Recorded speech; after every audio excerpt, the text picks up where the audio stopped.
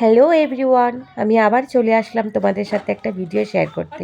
আমি আগেও বলেছি আমি যাই অ্যাক্টিভিটিস করি সেগুলো তোমাদের সাথে শেয়ার করি ছোটো ছোটো ভিডিও আকারে। তো আবার নিয়ে আসলাম ভিডিও। তো এটা ছিল কিছুদিন আগে আমরা একটা পিকনিকে গেছিলাম, মনে করতে পারো একটা মিনি পিকনিকই বলতে পারো। তো আমরা ফ্রেন্ডসরা মিলে কয়েকজন আর আমাদের মেয়েরা মিলে প্রায় 10-12 জন হবে, আমরা একটা মিনি পিকনিকে গিয়েছিলাম প্ল্যানিং করে। তো আমরা সেখানে ব্রেকফাস্টগুলো সব আমরা বাড়ি থেকে বানিয়ে নিয়ে গেছিলাম, কারণ আমরা প্ল্যানিং করেছিলাম যে আমরা বাইরে থেকে কিছুই কিনে খাবো না, আমরা সবাই বাড়ির থেকে খাওয়া বানিয়ে নিয়ে যাব।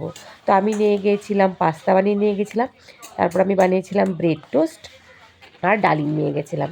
এভাবে বাকি যে ফ্রেন্ডসরা আছে ওরাও সবাই প্রত্যেকে ঘর থেকে বানিয়ে নিয়ে গেছে, কেউ ডিম বয়েল, কেউ চানা বয়েল, কেউ চানা ভেজে নিয়ে গেছে, কেউ পাস্তা চিজ পাস্তা বানিয়ে নিয়ে গেছে, কেউ মালপোয়া বানিয়ে নিয়ে গেছে। তো এইভাবে সবাই আমরা খাওয়া বানিয়ে নিয়ে একটা গেট টুগেদার মিনি পিকনিকের মতোই হবে করেছিলাম।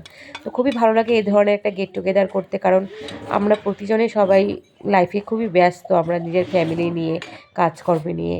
তো মাঝে মাঝে যদি এই ধরনের আমরা একটা গেট টুগেদার করি তো সত্যি মনটা যে এত ভালো লাগে, এত রিফ্রেশ লাগে, মাইন্ডটাও রিফ্রেশ হয়।